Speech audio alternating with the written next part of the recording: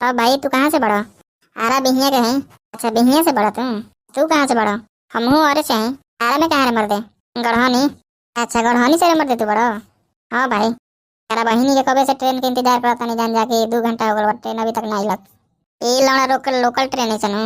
यही से हट के पट चले सही टाइम टेबल रहेगा नहीं के। ये तो बात ठीक है बा। तू पटना में क्या करेला? हाँ सही जनरल तैयारी करेला। तू क्या करेला पटना में? हम ताइल लाना सही माल उल पटावे खाती। तारा करे मतलब पैसा के देवल माल पटावे खाती। तारा एकरा बहिनी के हेने होने से करे पड़ला जुगाड़। हाँ भाई क्या करबो पैर तो करही के पड़ी नहीं होने माल उल पटली से को कि ना हो। एकरा बहिनी का माल तो पटते बड़ी सन लेकिन क्या करबा धोखा देके सब भाग तड़ी सन। खर्चा लेकिन खूब करावली से एकरा बहिनी का। तारे मर्दे तू कहीं कहीं से जुगाड़ करला पैसा तो तारा रे मर्दे कहाँ से खर्चा जुगाड़ कर लेवला हतना कि मालो खर्चा कर देवला रूम रेंट रहला खाइयो लेवला। क्या करबे एकरा बहिनी के जिंदगी जियान जला तो सही करिया बनी नु ऐसे माल लेको नहीं के पटत। बाकरा मर्दे गण चुनर लाड़ जाके बाबू ले कहला कि शादी उदी करेला तो अरे मर्दे अभी शादी कर लेबो ना करबो तो पिछवाड़ा मारबो चलो। हार माल हो कि ना? हमार तो दूधू को बड़ी सन। अरे मर्दे को हमारा के दे दो ना। तू बहन जो पागल है रे क्या भाई? तेरा बहिनी के पास शादी है का कि दे दो हमारा के आ तू लेके रखब ना माने ये से कहनी है कि जैसे कि तारा भी 2 गो बा तेरे को दे देता हमारा के हमारा भी एको नहीं खे तो हम अपन रखती साथे घूमती जाए ने उन्हें देती जा तू चलता साथे मनी के। अरे मर्दे बौरा है असही लड़की पटेली सन बहन मंगला से जाकर लड़की से बातचीत करब तब नु असही कौन लड़की के नंबर दे तू ओकरा से बात करे लगबो और लड़की तारा से घूमे लगी। चलो भाई तारा मन नीचे कर देवे के तो क्या कहत। हाँ ठीक है भाई जाई जैसे एक से एक सारा धरती पर मूर्ख मूर्ख बड़ा सन कनी के पते नहीं के चलती कहाँ का बोले के बा कहाँ नहीं के बोले के ये बुक चौदह कहता कि माल दादा हमारा के गो पूरा खाली ट्रेन जाती है बताओ। तेरा बहन ये करी मना कहाँ ने घूमता भाई? अरे करी मना कहाँ रे बाग सारा जाता नहीं घरे तू ही नहीं रहलिस का रे? अरे सारा बता पटने नहीं रहिला हम बैठ है बैठ खाली जगह पूरा तू रे सारा ने कहाँ घूमत रे? हम 1 महीना से पटना में रहता नहीं भाई तो तेरा बहनी के तू पटना में क्या करत रे? मनी के तो माल नहीं पढ़ी ला तो बानी जा पटना में तू तो कहिए पढ़ाई लिखाई सब खत्म कर दिले रे। सही जाने में मन ना लगेला तेनी माल उल के देख के मन लगाई लगा करेला।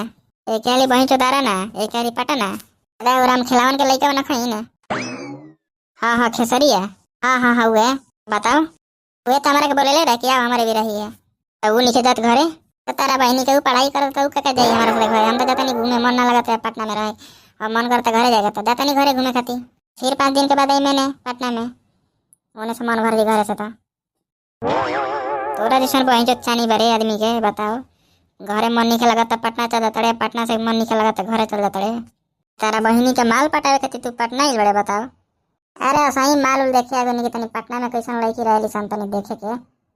हाँ तोरा हम खिलौना के लड़का खेसरिया मऊ जान जी है हर दिन लड़की के चक्कर में हेला यही से तोरा के बहन के बतैले उल्टा सीधा यही से तोरो मन के ले बड़े जैसे पटना घूमे खाती तू। हाँ तो वे तो बतैले रहे कि आवे जी ये माल एक से बड़ी सन देखिए कदम तोरो से पट जब तब रख लिए माल बना के घुमाइए नहीं लीजिए ओए में जाने तड़े खेसरिया को माल रखले बा कहो भाई 4-5 गो माल रखले बा सबसे बतिया वाला एकरा बहिनी के हमारे से कहता कि हम ही सब चक्कर में ना रहिला भाई हम तो पढ़े लिखे वाला आदमी हम ही सब चक्कर में थोड़े रहम हमारा लड़की से मतलब ना रहला हमारा पढ़ाई से मतलब रहला बताओ हमारा से ही सब कहता एकरा बहिनी के 4-5 गो माल से बतिया वाला बताओ तो। हाँ तो 1 नंबर के ठरकी है जान जी है ओकरा से तो सुतबो करबे नु तो खोदे लगबो तोरा के ना हम ओकरा से तना से जिला में अपन अलगे पेट ले लेबानी हमारा साथे सुते के मने ना करला कोनो साथे भले लड़की के रहेला तो बात अलग रही लड़के साथे साथे हम ना सुत सकिला कभी भी जान जी है ओकरा साथे सुतबो मत करिए लेकिन यही से हम कहीं रे कुआ ना हमारा से प्रेशर काहे डाला था कि आप हमारे भी सूद बेड मत लेना बेड मत ले सोच तू है हम तो सब कुछ तोरा के बताइए देने की कैसा आदमी हो।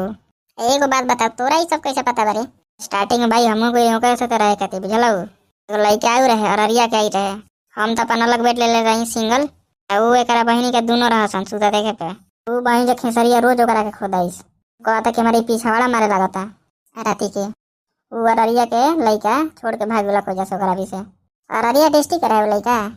हाँ भाई अब फिर तू कभी ले रे हम यही से छोड़ देनी कि मान ले हम सुतल बनी राती के जाके पीछावाड़ा मारे लगल तब हम क्या करम अकेले बानी तो यही से पापा कहलन कि तू अपन अलगे अकेले रूम ले अकेला ही रह ठीक कहले रे भाई हम एकरा बहनी का कहले जाते तो अलगे हो जाते हैं तोरा साथ ये सब तो ना कहले अभी हमारा साथ करें तो बहन छिनरू को वजह मार के मुआ देम हम ये हमारा के चिन्हला है ना बहन दांगा 1 नंबर के मऊ बारे तोरा क्या लागत हो एकरा बहिनी का लगा था ट्रेने ना खुली आज।